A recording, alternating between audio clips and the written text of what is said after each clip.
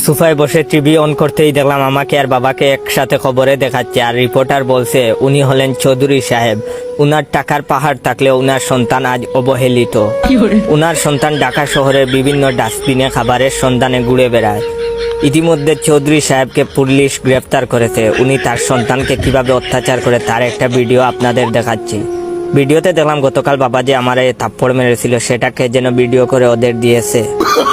তার একটু পরে শ্রাবণী আর শ্রাবণীর বাইকে খবরে দেখাচ্ছে। শ্রাবণী কান্না করছে আর শ্রাবণীর ভাই সাংবাদিকদের বলছে ওই ছেলের সাথে আমার বোনের বিয়ের হওয়ার কথা ছিল, কিন্তু যে ছেলে নিজের ঘরে এত অবহেলিত সে কি করে আমার বোনের দেখাশোনা করবে।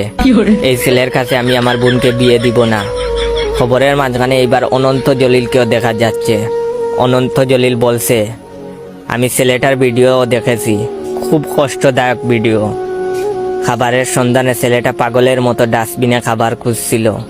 আমি কথা দিচ্ছি আমি ছেলেটার কর্মসংস্থানের ব্যবস্থা করব।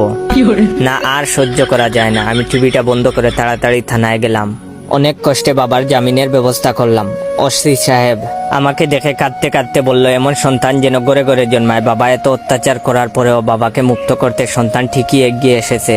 জেল থেকে ছাড়া পেয়ে বাবা আমাকে দেখেই বলল আমি আজ ইতিহাস করব। বাবার হাতে ছেলে খুন, তোর মতো কুলাঙ্গারের বেঁচে থাকার অধিকার নেই। আমি দৌড়াচ্ছি আর আমার পিছনে বাবা, আর বাবার পিছনে কিছু সাংবাদিক যাদের খেয়ে দেয়ে কোনো কাজ নাই। আর ভিডিওটা কেমন লাগলো অবশ্যই শেয়ার করে জানাবেন। ইদানিং দেখি আমার ফেক অ্যাকাউন্টগুলাতে আমার অ্যাকাউন্টের চেয়ে বেশি লাইক কমেন্ট আসে। এগুলা দেখার পরে অনেক কষ্ট লাগে।